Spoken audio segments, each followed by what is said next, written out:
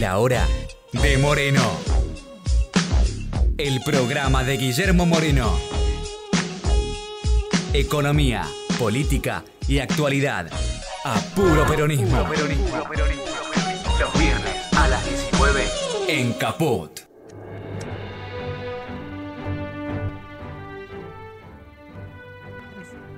No está quien diga, hola, no Guitia. No, pero sí está quien diga, al fin viernes. Hoy es un programa de compañeras, de muchachas peronistas. Qué bueno. Guillermo está en Rosario. Así es, Sí, qué bueno. Está con una actividad de la Brigadier. Sí, tiene un acto con la Brigadier General en el Sindicato de Luz y Fuerza de Rosario. Uh-huh. Y estuvo hoy almorzando con dirigentes sindicales que por supuesto comparten enteramente la mirada y la preocupación por esta destrucción del aparato productivo y de la situación de la familia argentina que estamos viviendo en nuestro país. Así que se extiende la Néstor Kirchner. Se extiende. Sí, y además, al igual que en Córdoba, en el Sindicato de Luz y Fuerza es el evento y donde se están reuniendo, tan emblemático. Sí, con su secretario general Alberto Boto, así que bueno, le mandamos saludos a todos los compañeros y compañeras allá en Rosario y por supuesto a Guillermo Moreno, que no sé si nos podrá estar escuchando con la cantidad de actividades que tiene. Posiblemente no. Yo venía pensando, ¿no? Ha sido una semana como todas, ¿no? Todas muy movidas. Todas. Pero creo que tenemos muchas fechas para recordar esta semana de agosto que podemos vincular con lo que aconteció hoy, esta semana. Una de ellas es el 22 de agosto de 1951, el día del renunciamiento de la compañera Eva Perón a la vicepresidencia de la Nación, que fue recordada por la rama femenina de la Néstor Kirchner. Y quiero leer la frase con la que fue recordada porque además creo que tiene mucha vigencia. Yo sé que Dios, la frase de ella obviamente, ¿no? Yo sé que Dios está con nosotros porque está con los humildes y desprecia la soberbia de la oligarquía. Y por eso la victoria será nuestra. Un 22 de agosto del 72 también se produjeron los fusilamientos en Trelew. 19 compañeras y compañeros. Un 23 de agosto de 1962 secuestran al dirigente metalúrgico y dirigente de la JP, Felipe Vallese, que es el primer desaparecido, el primer compañero desaparecido. La consigna, el eje que circulaba en ese momento era un grito que estremece, que fuerte, ¿eh? Vallese no aparece, aparecían los carteles, en las pintadas. Digo, recuerdo estas fechas que tienen que ver con nuestra historia y con nuestra lucha, porque a lo largo de muchísimas décadas, los peronistas y las peronistas y los compañeros en general, fuimos perseguidos, fuimos torturados, fuimos encarcelados, fuimos desaparecidos, hasta llegaron a apropiarse de nuestros bebés en la época de la última dictadura militar. Y además aprovecho esto para recordar a Chicha Mariani, que falleció, ¿no? Sí, falleció esta semana y fue una de las fundadoras de las abuelas de Plaza de Mayo. Digo esto porque hoy, a lo largo de la historia nos persiguió esta oligarquía vendepatria y asesina. Y hoy sigue aconteciendo con otras características en un marco democrático, pero hoy hay compañeros que están presos en las mazmorras de la oligarquía, empezando por la compañera que aparecía en el audio, que es Milagro Sala, que hace ¿cuántos años que está presa ya Milagro y los compañeros y compañeras de la Tupac? Más de 2 años y medio. Más de 2 años y medio. Desde que empezó el gobierno oligárquico. Fue el primer acto de este gobierno oligárquico poner presa a la compañera Milagro Sala y compañeros y compañeras de la Tupac. Y hay muchos más compañeros presos, entre ellos, Devido. El compañero Julio Devido, Esteche, ahora Amado Vudú. Vudú, que lo volvieron a meter preso. Y los que no están presos están siendo hostigados desde el punto de vista judicial y mediático, como nos pasó esta semana con la compañera y expresidenta Cristina Fernández de Kirchner. Absolutamente, y sigue ocurriendo hoy. Y sigue ocurriendo hoy. Pero, digamos, para nosotros, los y las peronistas, no somos víctimas, ¿sí? Porque nosotros somos militantes. No es que nos estamos victimizando frente a esta situación, porque los militantes sabemos que cuando bregamos por la felicidad del pueblo y la grandeza de la patria, bueno, esto tiene sus consecuencias. Las consecuencias van desde la desaparición, la tortura, la muerte, hasta la prisión y la persecución. Entonces, ¿qué quería manifestar yo? Nuestra solidaridad activa y militante con todos los compañeros y las compañeras que en este momento o están presos o están sufriendo hostigamiento judicial y mediático. Entre ellos también nuestro compañero Guillermo Moreno. Y creo que esto refuerza un rumbo, refuerza un norte, que hoy más que nunca tenemos la responsabilidad política de trabajar y lograr esta unidad del peronismo para después constituir un frente nacional que haga frente a este gobierno oligarca, porque nuestro norte es claramente la oligarquía. Y tenemos que tener cuidado porque hay mucho eje secundario, mucho eje falso que dispersa la discusión. Digo, esta es una reflexión que quería hacer con ustedes, a ver qué opinan, porque me parece que son momentos en los cuales tenemos que estar codo con codo y espalda con espalda mirando. Ahí está la oligarquía que históricamente hizo lo que hizo, y este gobierno que además, digamos, en todos los terrenos, en el terreno económico, está haciendo desastres, además, ¿no?, de perseguir a los absolutamente. Y yo pienso que vos tenés toda la razón del mundo, porque en momentos como este, justamente es que uno tiene que tener claramente el único enemigo que tiene el pueblo argentino, que es la oligarquía. Y después entre nosotros, dentro del peronismo, te gusta más esto, tenés más una orientación así, pero el peronismo tiene una responsabilidad además, porque nosotros no somos como cualquier otro grupo que pueda sentirse que no le gusta esto o aquello al gobierno.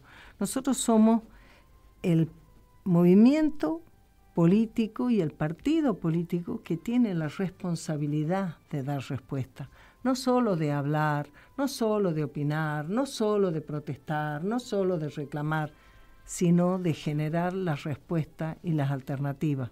La responsabilidad de volver a ser gobierno para que de nuevo las amas de casa puedan tender la mesa, para que las mujeres y varones que perdieron su trabajo lo recuperen, para que las empresas puedan volver a funcionar. Es una responsabilidad que el peronismo tiene, de la que no te podés correr, de la que no lo podés sustituir con que no, bueno, como no me gusta lo que hizo aquel, porque el sectarismo del otro, porque lo que falló allá, entonces nos peleamos entre nosotros. Eso no está bien, eso no nos suma, eso no nos consolida en el camino que nosotros tenemos que construir, según yo creo. Uh-huh. A mí me parece que realmente se complementaron, pero me parece fundamental la columna de Adriana, con esta introducción donde siempre tenemos que apelar a la memoria. Y además en esa memoria siempre estamos los peronistas, que fuimos los fusilados, los muertos, los desaparecidos, es decir, en su gran mayoría, por supuesto, uh-huh, junto a todos los integrantes del campo popular. Uh-huh. Pero me parece que esta construcción la tenemos que hacer siempre con memoria, que creo que a veces se la pierden los compañeros, las compañeras, y entonces este trabajo que viene haciendo Guillermo de construir unidad, es un trabajo realmente patriótico, porque es la única manera que podemos enfrentar realmente a iba a decir la dictadura, venía con los claro. 22, claro. y que tiene tantas similitudes, este gobierno oligarca que creo que por una confusión y porque nosotros también perdimos, digamos, eso tenemos que hacernos cargo justamente para poder construir y la importancia que tiene lo que dice Guillermo, que ser doctrinarios. Es decir, tenemos que ser un gobierno absolutamente doctrinario. Y no sé cómo quieren organizar, pero la verdad que cuando vos decís la felicidad del pueblo y la grandeza de la patria, Pablo Chaliú, que es compañero de fórmula de Guillermo Moreno, el miércoles en el Consejo de Empresarios Nacionales hizo una exposición donde pudo redondear, me pareció realmente fantástico cómo pudo redondear lo doctrinario con un nuevo modelo que permita la felicidad del pueblo y la grandeza de la patria. Entonces, a mí me parece que tenemos que además trabajar en positivo. No sé, si apelamos inclusive a las declaraciones de los economistas del establishment, por primera vez coincidimos en que todo es inconsistente, que es un desastre, que realmente, como dijo Guillermo de entrada, es un mamarracho y solamente puede definirse como un experimento.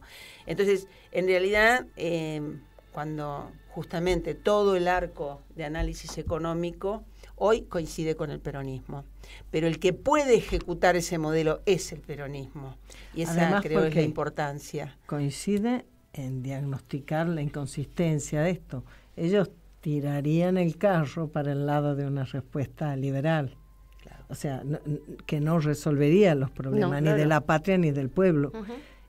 Lo que hace interesante, me parece, es que queda muy en claro el grado de racionalidad que tiene un proyecto de nación que es elaborado por el peronismo, y la necesaria carnadura social de compromiso y de militancia que lo tiene que poder llevar a la práctica. Por eso, digamos, ya hablar de inconsistencias con todo lo que hemos hecho en el detalle de hace 2 años. Claro, sí. En realidad, Guillermo, desde el 15 de enero del 2016, cuando pusieron las retenciones, sacaron las retenciones e hicieron la devaluación, que es uno de los temas que ahora vuelve a aparecer.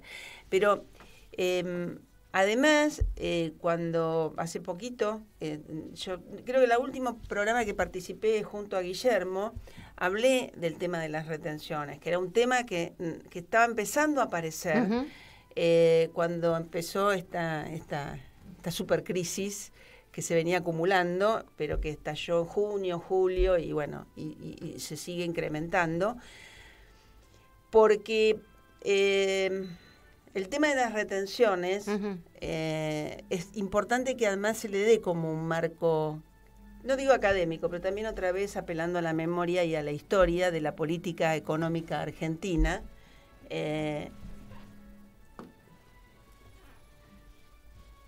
Sí. Invadidos. Que en realidad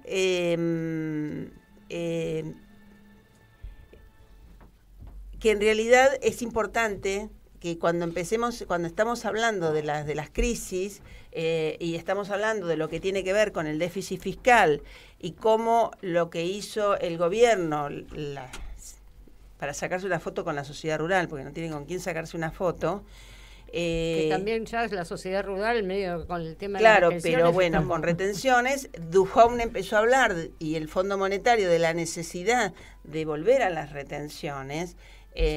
Por eso nosotros lo planteamos acá. Enseguida, inmediatamente tomamos el tema, porque desde la lógica económica, cuando vos tenés déficit fiscal, tenés 2 componentes. Tenés la parte del ingreso y tenés la parte del gasto.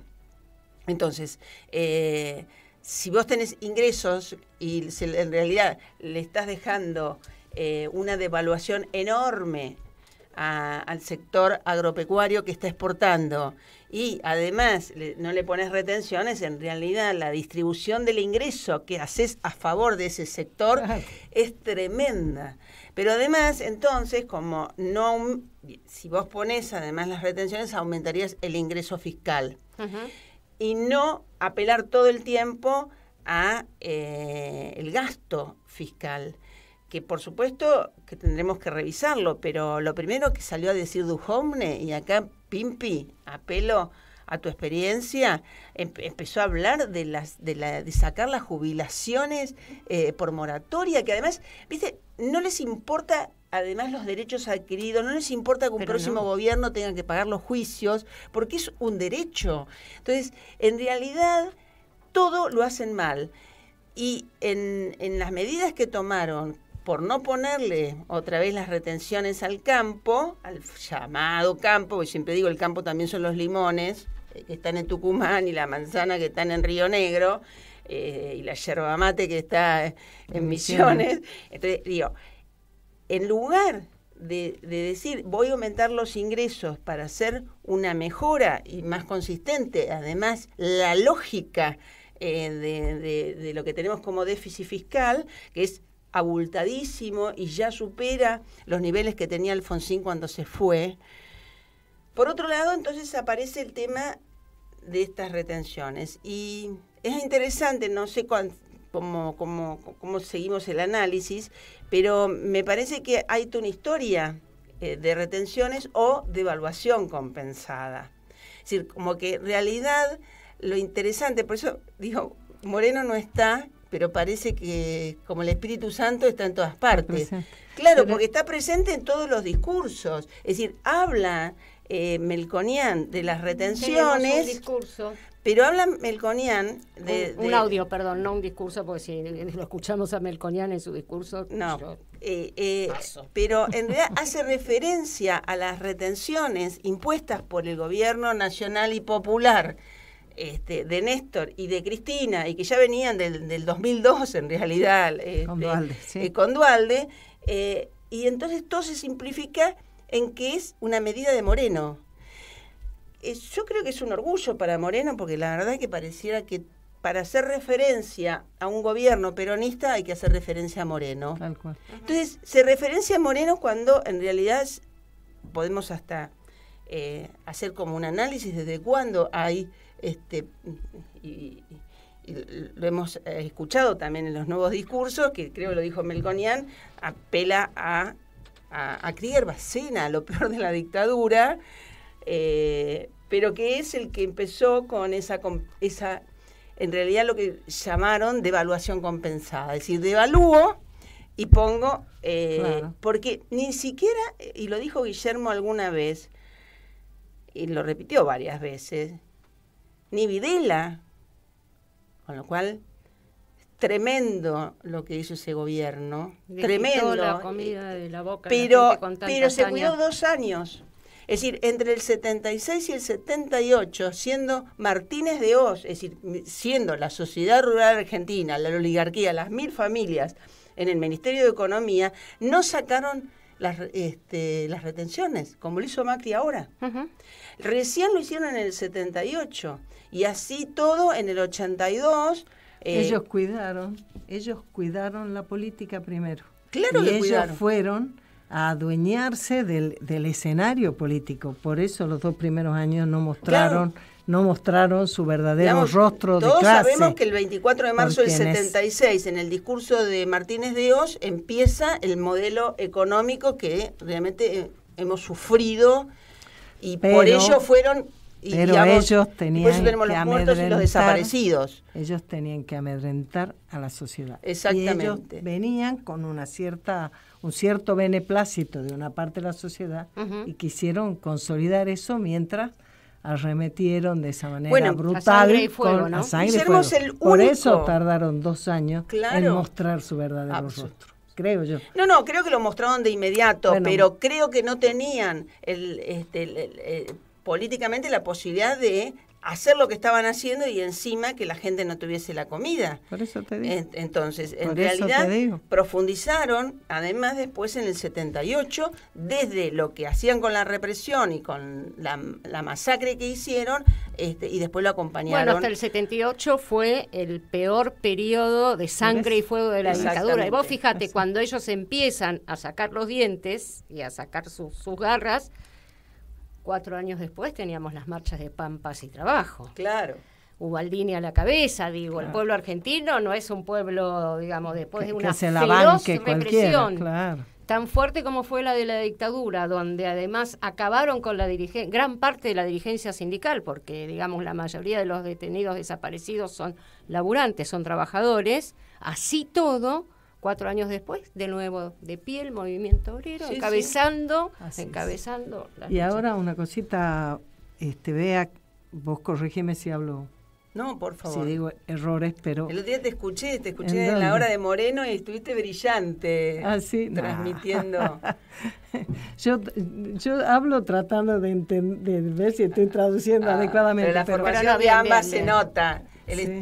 La estudiante de ingeniería y la matemática se les nota, ¿Sí? les nota. Ah, sí, claro que Vos sí. sabés que a mí me llamó la atención que cuando... ¿Has visto que tienen un sistema, llamémosle, sofisticado, en el sentido de que en el caso de la soja fueron achicando las retenciones, pero no las eliminaron, sino que van paulatinamente sacando.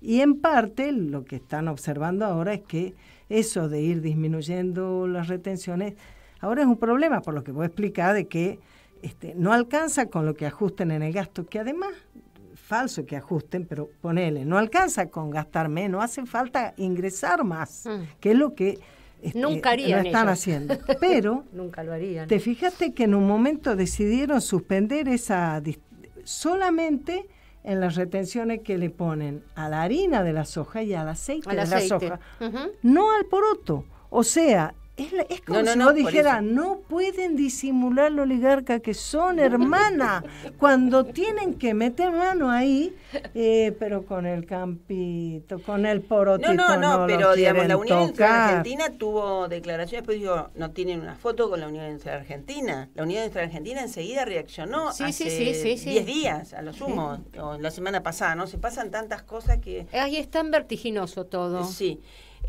Entonces, en realidad, la única medida que tomaron fue, en realidad, además sacar reintegros a las exportaciones de productos industriales, pero no tocaron a las 1.000 familias. Es una cosa, pero Eso.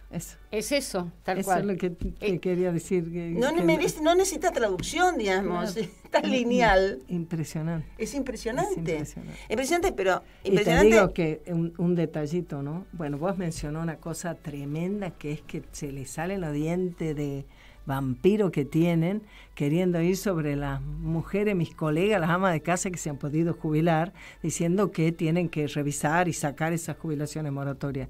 Y vos pensás que en su momento y en el programa que estamos presentando la semana que viene, el jueves que viene en el Castelar con Guillermo, que Guillermo Moreno y Chaliú van a presentar su propuesta de programa de gobierno para que el peronismo lo haga suyo y para nuestra campaña, uno de los 10 puntos, y yo me enorgullezco de seguir militando con Moreno con este tema, uno de los puntos es asegurar un ingreso para las amas de casa, que fue un sueño y una propuesta de Eva Perón, que está en su libro La razón de mi vida, en un artículo que se llama Una idea, donde Evita dice que no es posible que a esa tarea tan importante que hacemos las mujeres sea la única que no está considerada en su valor económico. Pero ahora yo te quiero mostrar la otra parte de eso.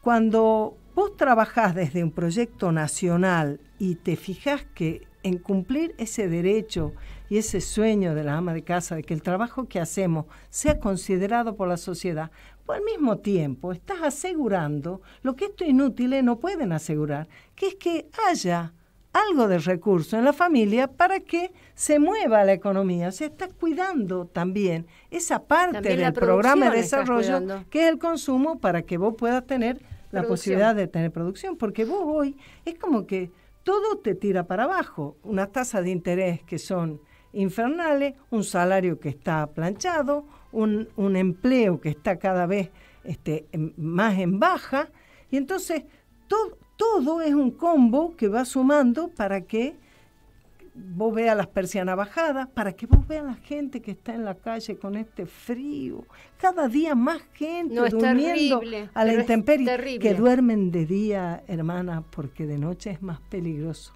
Y entonces, aunque Cuidan de sus noche cosas. también están en la calle tienen que estar cuidando lo que tengan. Lo poco que es tienen. Miserable lo que este gobierno le está haciendo a nuestro pueblo. Y entonces en esta respuesta vos tenés lo que el peronismo puede y solo el peronismo hace, que es juntar la necesidad y el derecho de cada sector, en este caso la ama de casa, con la necesidad y la posibilidad del desarrollo de la patria, que son socios, están juntos. No es posible imaginarse, bueno, ¿cómo es? No es posible que la realización en una comunidad que no se realiza. Que además es lo que hizo Evita, digamos, no solo desde lo propositivo, sino desde su trabajo militante. Exacto. Porque el vínculo que estableció, el primer vínculo que estableció Evita fue con los hogares, con las familias, con las casas. Claro. Que las casas, además, estaban los laburantes vinculados con las mujeres. Las mujeres, digamos, tenían un vínculo muy importante con los trabajadores. Y si había que afiliar a las mujeres, había que involucrar también a sus parejas, sus maridos. Y de hecho, y después, digamos, esa familia, esa mujer militando en el barrio, generando acción social. De hecho, el Partido Peronista Femenino me parece a mí que es un ejemplo de lo que debe ser la política, justamente porque vincula cuál es el país que vos querés construir, cuáles son las líneas de política que vos querés hacer, con tu inserción así, con los pies bien en la tierra, en tu propio lugar, en tu barrio, en tu comunidad, con tus compañeros. Y entonces vos juntás, vos pensás que ella arma el Partido Peronista Femenino cuando Perón es presidente. Y entonces ella establece eso como un puente entre lo que el Estado debe hacer en su misión de representar a la sociedad y las necesidades que esa comunidad tiene. Pero era el canal que recababa las necesidades, se escuchaba, no desde arriba, desde un escritorio, yo pienso cuáles podrían llegar desde mi sector social, no, iba a la base, al barrio, a la familia y escuchaba. Y a partir de ahí venían las políticas. Digo, es el camino inverso a lo que ocurrió después, digamos, fundamentalmente a partir de los 90 en la construcción política. Eso se perdió. Bueno, las manzaneras fueron también a partir de los 90. Vos sabés que mi impresión, pues ya estaba en Tucumán, ¿no? Pero mi impresión es que, vos sabés, cuando fueron las elecciones que Alfonsín ganó las presidenciales, en muchas provincias, entre otras la mía, Tucumán, ganó el peronismo. Ganó el peronismo en la provincia, aunque ganó Alfonsín a nivel nacional. ¿Y qué fue lo notable en ese momento? Según esta mirada no profesional, no soy una consultora, ¿me entendés? Pero ¿qué mirada política? ¿Qué ocurrió según yo creo?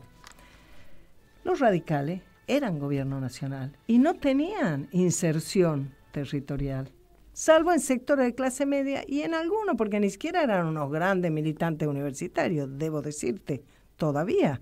Ellos se estructurando, desde el poder se estructuraron. Y yo creo que ellos metieron la militancia rentada en los barrios populares de la Argentina, que después lo consolidó la Bullrich en el gobierno de la Rúa, de la Alianza, cuando, por no darle recursos a los municipios del conurbano, empezó a repartir y a consolidar los agrupamientos sociales no oficiales, para poner los recursos ahí y no dárselos a los municipios peronistas. Y entonces fueron instalando una modalidad de acción política desde el Estado que para mí, bueno, fue desnaturalizando mucho de lo que es el compromiso político y lo que vos pensabas, decir, ¿cuándo vos te has imaginado que para ser un militante de una causa tenías que tener una renta? Tenías que tener un ingreso. Vos salías de tu laburo, de tus clases, te ibas a la unidad básica, a la marcha, a lo que fuera. Pero vos te ganabas la vida y ponías una plata y lo seguimos haciendo para sostener tu organización. Esa fue nuestra lógica. En tu trabajo, en tu estudio. No, pero la militancia, digamos, uno que militó en los 60, en los 70, yo milité en los 70, digamos, no había plata, era todo a pulmón la construcción. Por eso te digo que los radicales pusieron los pesos en la militancia que antes nosotros pero no teníamos, eso ya fue fortalecido e impulsado en el marco del modelo neoliberal y el consenso de Washington, cuando ellos empiezan con todo el proceso de descentralización del Estado, y empiezan a darle el protagonismo famoso al tercer sector, las ONGs. Sí, empiezan a y empieza a bajar, muchísima plata de los organismos de crédito multilateral para justamente achicar el Estado, fortalecer, y también eso fortaleció la cuestión del clientelismo político, ¿no? Pasamos un tema musical un poquito para divertirnos. Para relajar un poquito, porque todo tiene demasiada contundencia. Y el tema musical es de Francesca Ancarola, Espantamales. Válgame Dios. Hermano, canta, que encanta su mal. Espanta, su mal espanta. Hermano, canta, que encanta su mal. Espanta, su mal espanta. Oh.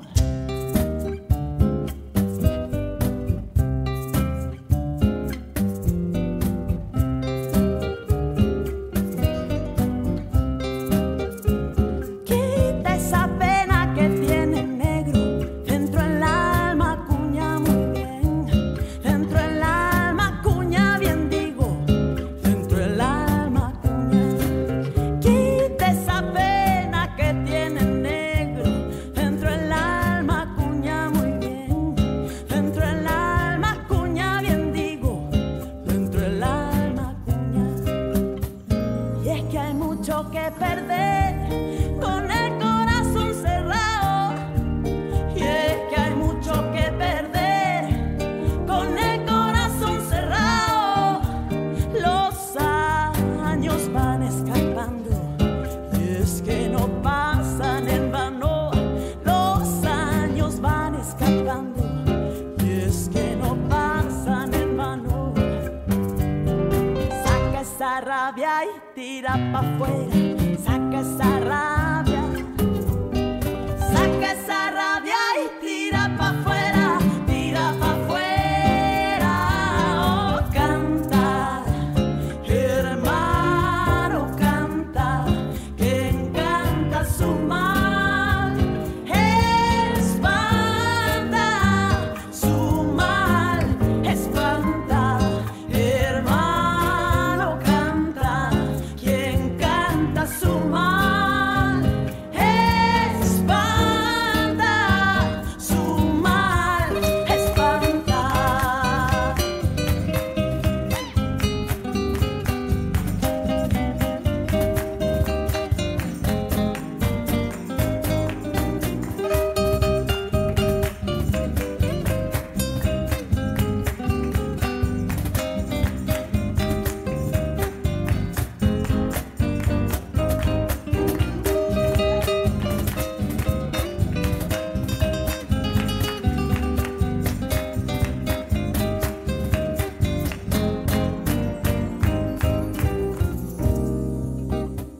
Y es que hay mucho que perder con el corazón cerrado.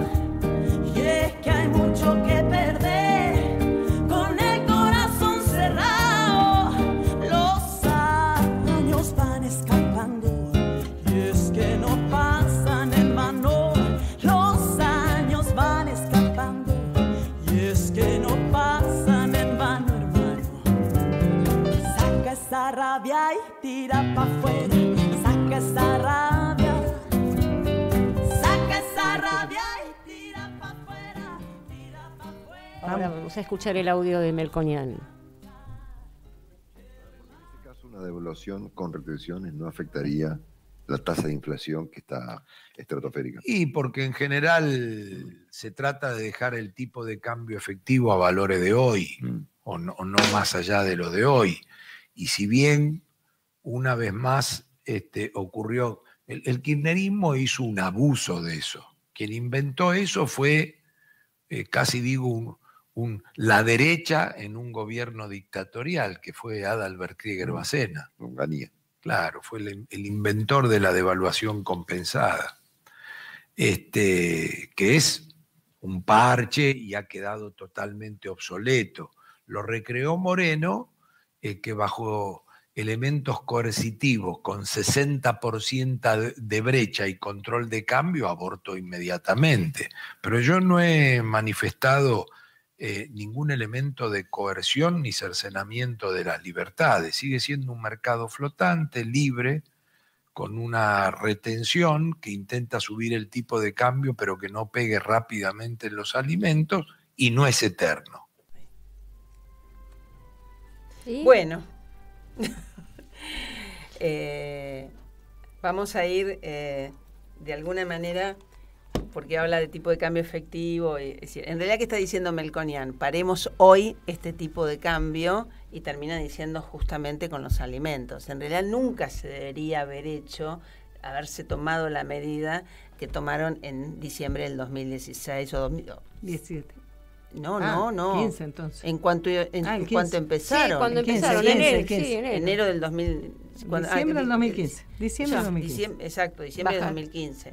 Enero del 2016. Cuando toman esa medida, fue un disparate que en realidad después fue generando el resto de los disparates que hicieron en materia económica. ¿Qué está diciendo Melconian? Si la suba de dólar se va a precios, entonces dice, paremos, porque estamos ahora teniendo previsto, ya todo el mundo habla de un 40% de inflación este año. Entonces, habla y lo vamos sintiendo, ¿no? Claro, lo vamos sintiendo, es decir, realmente en los precios de los alimentos, fundamentalmente se está notando esta progresión. Entonces, lo que está diciendo, bueno, empieza a hablar y dice, bueno, la compensación, la devaluación compensada, como yo antes me había referido, la inventó Krieger-Bacena. En realidad, esta devaluación compensada se utilizó, diría, desde el 55, es decir, no la usó Perón. Pero a partir de la Libertadora, la Fusiladora y todas las que le siguieron, incluida la dictadura militar, cívico-militar del 76, tal cual. La utilizaron. La utilizó también Alfonsín, la utilizó en algún momento el gobierno de Menem, y sin ninguna duda se vuelve a utilizar en el 2002. ¿Qué es lo que significa? Cuando vos tenés un país que es agroexportador y las divisas fundamentales de las exportaciones son justamente, no solamente el producto primario y el poroto como hablábamos antes, sino los aceites y los pellets, es decir, los subproductos de la soja y sin ninguna duda el maíz y todos los cereales, el trigo, la harina, es decir, son un componente muy importante del valor de nuestras exportaciones. Pero si vos tenés precios internacionales muy altos, como pasó en la década ganada, si tenés en realidad... Eso puede acontecer, pues son fluctuantes, nosotros no somos formadores de precios, sino que tomamos esos precios internacionales. Entonces, en realidad lo que te permite la retención, hacer correcciones, que a un país agroexportador le afecta fundamentalmente en el precio de los alimentos. Y no solamente, digamos, en el precio del alimento, sino también en el precio de la industria. Porque cuando vos exportás maíz a un determinado precio, eso afecta en el maíz que se debe convertir en proteína, en carne aviar o en carne de cerdo. Claro. Y entonces está afectando en realidad una producción industrial, un proceso que además genera muchísimo empleo. Entonces, las retenciones no las inventó, digamos... Acá todo el mundo le adjudica a Krieger-Bacena, es un método que pudo tener un nombre u otro nombre, pero las retenciones siempre, de alguna manera, los mecanismos acompañaron los procesos devaluatorios de esas restricciones externas que tuvo sistemáticamente la Argentina y que podemos resolver. Entonces, lo que me parece realmente llamativo, el peso relativo que se le da a Guillermo Moreno como el que impuso las retenciones. En realidad, Moreno opinaba en un gabinete, sin ninguna duda. Las decisiones eran de Néstor, fueron poner retenciones en la época de Duhalde con Labaña, las retenciones estuvieron con Néstor y Labaña, las retenciones estuvieron con los ministros de Economía, pero sin ninguna duda, el que cuidó la mesa de los argentinos y el que defendió en ese gabinete. Por eso me parece tan importante y cómo está quedando realmente en la memoria y en la traducción que hacen del gobierno nacional y popular la figura emblemática que cuidó la mesa de los argentinos, que es Guillermo Moreno. Exacto, aunque él no haya inventado las retenciones. Es fantástico. Está claro para todo el mundo que si hay alguien que tuvo mientras fue funcionario, como lo tiene ahora, pero tuvo mientras fue funcionario, la claridad de cuál era el rol que un gobierno debe tener cuidando que la energía esté al alcance del confort de la familia y de la producción, y que el alimento esté al alcance de la mesa. Son los dos vectores que hacen a la producción. Entonces, a mí me parece que en esto, además, que tiene que ver con lo que hablábamos en la primera parte del programa, las retenciones en realidad también son un ingreso fiscal, pero además son un equilibrador de los precios relativos de toda la economía. Porque cuando vos pones retenciones a la minería, también, porque se hablan las del campo, que tienen como un lobby, las de la minería es como están todos más calladitos siempre, ¿no? El foro, sí. Pero no sea que se acuerden de nosotros. Claro. En realidad, cuando vos le estás poniendo retenciones al maíz, estás ayudando a la industria aviar, estás ayudando a otras industrias. Entonces, una cadena de producción alimenticia. Si el maíz es muy caro, el es pollo el 80%, va a ser incomprable. Es que es el precio, el costo del pollo realmente es enorme. Entonces, lo que una cuesta su proteína alimentación. realmente que puede, Argentina es muy competitiva y realmente puede tener una proteína realmente al alcance de la mesa de los argentinos, es decir, de la mesa popular. Entonces, pero nosotros estamos acostumbrados a comer todas las carnes y realmente nuestra mesa es proteica.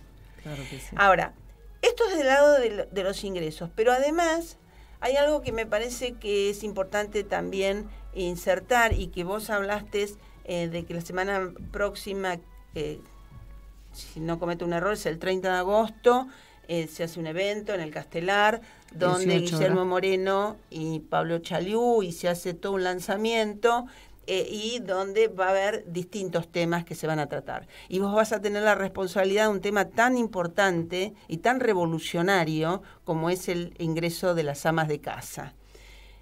Por eso fue tan odiada Evita, por lo revolucionaria realmente. Y además la lucidez, porque analizar a través de la historia la lucidez que han tenido, ¿no? en esa dupla peronista.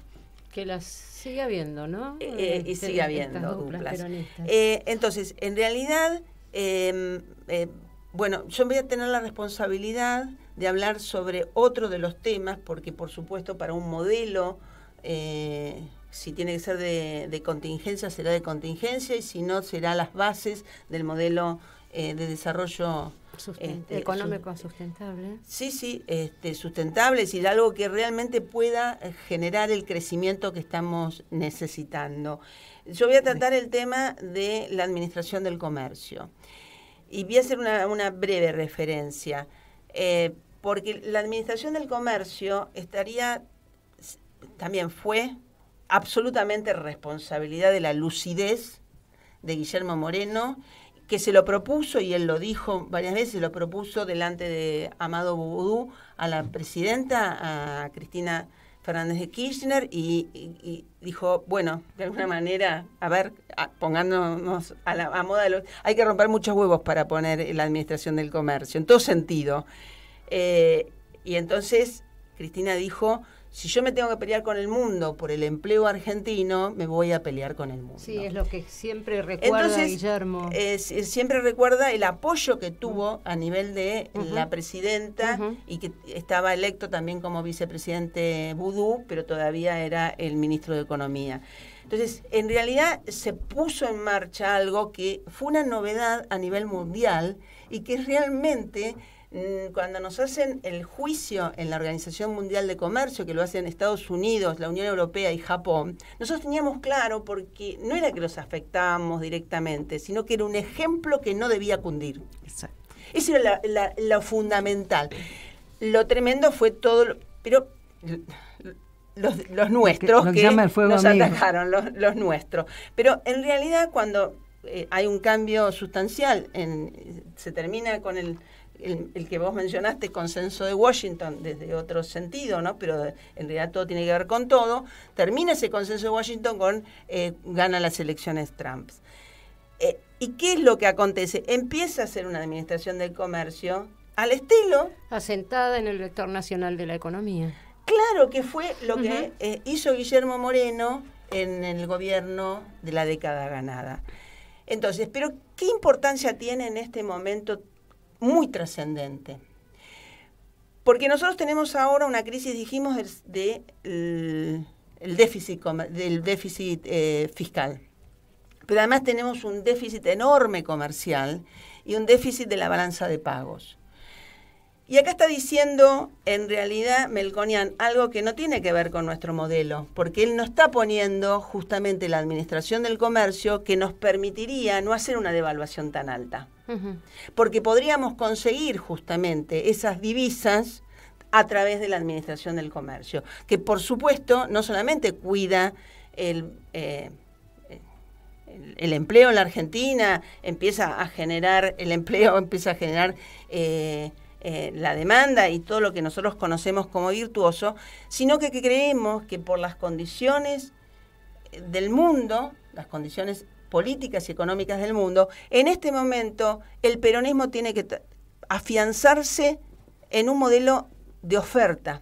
Nosotros siempre tuvimos como modelos de demanda, donde afianzábamos, es decir, el ingreso, que por supuesto una de las bases es justamente, y una de las medidas, y creo que se va a referir Chaliú a ese tema, es cómo afianzamos el ingreso, que uno sería el ingreso de las amas de casa, cómo afianzamos el ingreso, pero además, en realidad, cómo podemos lograr en este momento, en un modelo virtuoso como el que todo tiene que ver con todo, digamos, todos los ejes de este modelo tienen que coincidir, es que la administración del comercio nos permitiría no hacer una devaluación tan alta, podríamos tener mayor control de los indicadores macroeconómicos y entonces sería virtuoso no solamente por lo ya conocido, que es cuidar el empleo, cuidar la producción nacional, generar consumo interno, y además ser competitivos para poder exportar,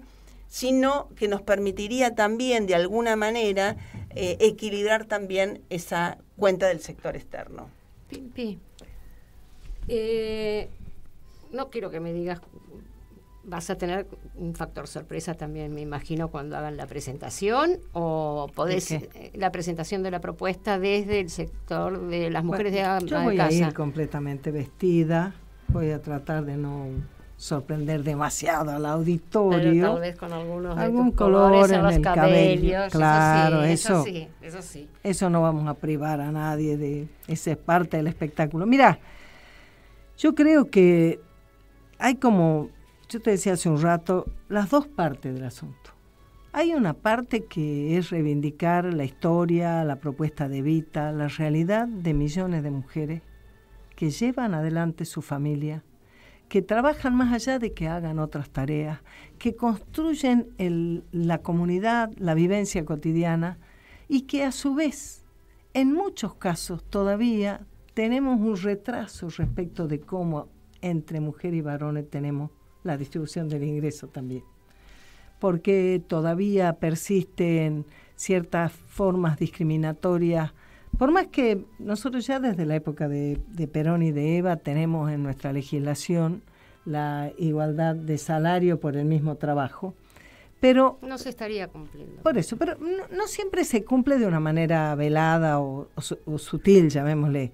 No se cumple porque no es tu misma posibilidad la de ascender en un empleo, no se cumple porque al no trabajarse sobre la importancia del trabajo doméstico en el hogar, y eso ser una responsabilidad que funciona casi en exclusividad en las mujeres, a pesar de que uno dice, no, pero ahora los varones algo participan. La estadística que mostró el INDEC y que muestran las encuestas de uso del tiempo, muestran lo lejos que estamos de decir que los varones han aprendido a conocer el maravilloso mundo del hogar. Todavía les falta un montón. Así que esa dedicación hace también que la administración de tu tiempo, tus posibilidades. Decir, vos no podés ser gerenta de una empresa y decir, no, pero yo tengo que salir a las 4:15, tengo que picar para retirar el chico del jardín y después que lo tengo que llevar al dentista. Y tengo... Es difícil. Es difícil, y como no hay esa cabeza de que se trata de una tarea socialmente indispensable, sino hay una especie de... tiene que ser socialmente valorada. Pero vos arreglate. Claro, tiene que ¿no? ser socialmente valorada, exacto, que y no económicamente está socialmente valorada. Entonces, por un lado hay ese costado. Y por otro lado, hay un planteo que yo una vuelta le pregunté a la Bea cómo se explicaba eso técnicamente, y ella por supuesto que lo puede explicar, porque me es difícil para mí, yo no tengo esa herramienta, pero yo le pregunté cómo se explica la necesidad o la importancia de ir hacia una distribución del ingreso que ya no sea solo mitad y mitad entre el ingreso en el mundo del trabajo y el ingreso en las empresas, y que Guillermo está diciendo que eso debería ir a un 60 a los trabajadores y 40 a las empresas, o aún un poquito más, y creo que Chaliú incluso lo plantea. Y yo creo que también lo reconoce desde su lugar de empresario, exacto, que no es un dato menor, porque una cosa es que del lado de las organizaciones obreras vos lo plantees, y otra cosa es que el empresario te diga, y en ese esquema, ese 60-40, creo yo, incluye que las amas de casa tengamos un ingreso. Y entonces, como cuando vos pensás en un círculo virtuoso, vos decís, al conjunto social le hace falta que en el mundo del trabajo esos recursos ayuden y sostengan el desarrollo, y a las familias les hace falta tener los ingresos, y a las mujeres nos es indispensable tener la autonomía que vos tenés que tener económica para tener el resto de las autonomías. Eva Perón decía que las mujeres, como los pueblos, si no somos económicamente independientes, no se nos reconocen derechos. Pero fantástico, Pimpi. Algo así diremos. La verdad que tu final es fantástico, pero déjame que solamente lo enunciamos porque también va a ser como parte de este modelo y esta ecuación, este polinomio que tiene un montón de vectores. La tecnología conveniente tiene que ver. Entonces, lo que se está pensando es que el desarrollo tecnológico hoy permite hacer una distribución del ingreso diferente, y entonces que pueda ser el 60% a favor de abandonar ese 50-50 de la época de Perón, que la tecnología era acorde a ese 50-50, y ahora estamos pensando en el 60-40. Eso despide posiblemente, hay una gran preocupación en la CGT y en las organizaciones, en todas las organizaciones sindicales, sobre que esa tecnología despida mano de obra y reduzca ese empleo. Con lo cual vos podés hacer como esta ecuación donde las amas de casa o el amo de casa, digamos, esto tampoco es una cuestión de género, digamos, hay determinadas situaciones digamos que en un porcentaje mayoritario. Ya va a ver, cuando empecemos a cobrar, ellos van a querer venir. Yo los conozco, mira, los conozco desde chiquito. Entonces, cuando empecemos a cobrar, van a venir. Hay un tema que está relacionado con esto, que cuando si el avance tecnológico genere desempleo, que hay una idea también esbozada preliminarmente por Guillermo Moreno, donde la propiedad de la nueva tecnología pueda estar también en manos del sector privado, tanto puede ser del sector trabajador o empresario. Exacto, trabajador o empresario. Entonces todo esto tiene que ver con todo, porque en definitiva todos somos trabajadores y somos los únicos importantes en realidad. ¿Vos decís que la semana que viene el juez lo va a citar indagatoria al presidente?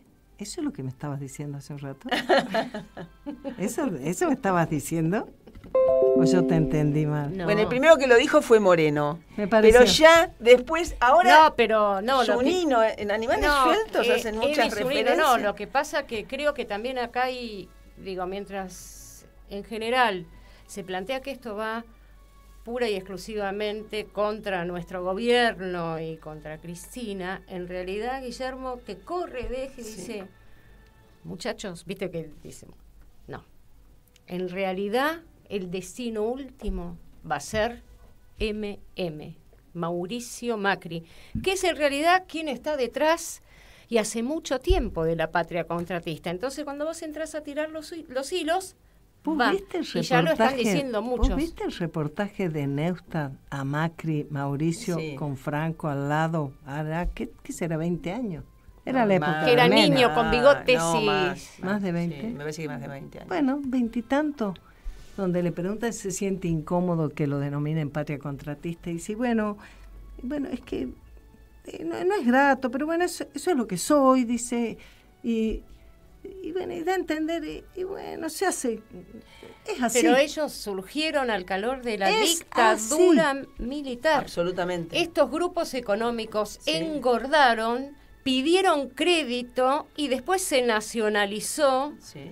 el crédito, se nacionalizó Y la lo pagamos deuda todos. y terminamos pagando nosotros el engorde de estas empresas de la patria contratista. Entonces, La digamos, hizo Cavallo en la época de la dictadura, La hizo- estando en el Banco entonces Central. este señor que es presidente de la nación, digamos, no se puede hacer el el que implementa Mani Pulite, porque tiene, no quiere decir, lo tiene La mani es poco pulida. Lo tiene Si muy me permiten, sucio, además, lo un tiene detalle muy sucio. muy Mani. interesante suena, y ahí también la lucidez de Guillermo cuando dice que esto termina como con el presidente de Perú y no como el presidente de Brasil, Impresionante. porque en realidad los cuadernos, los famosos cuadernos, los está fotocopias de pidiendo, cuadernos, porque ni Bueno. siquiera son cuadernos. bueno, los está pidiendo Italia para ver qué pasa con Techín.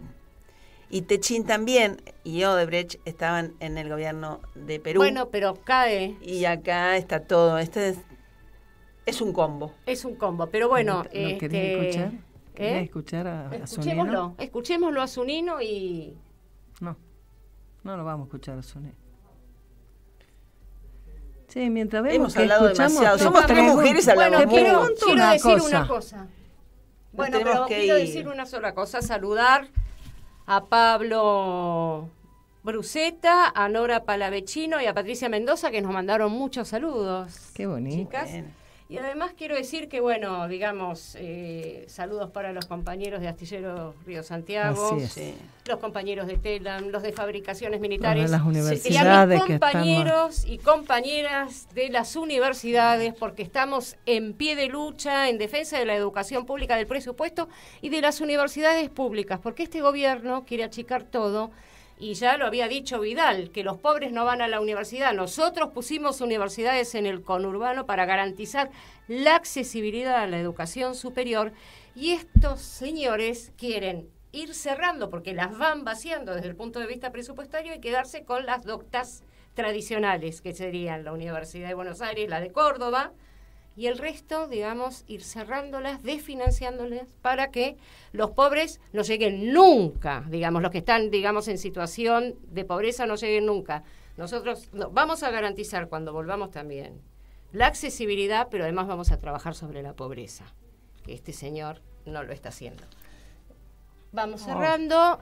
Saludos a todos los compañeros y compañeras. Buen fin de semana. ¿Quieren decir algo para...? Y a Guillermo, que lo hemos extrañado A acá. Guillermo, porque, sí. bueno, No lo hemos extrañado No, nada. no, Está en Rosario hablando. Rosario. Va a estar el 30 en el Castelar, planteando toda su modelo de propuesta para adelante, para crecer, para incluir, para tener un modelo doctrinariamente peronista. para que vuelvan los mejores días que fueron, son y serán peronistas. peronistas. Muy bien.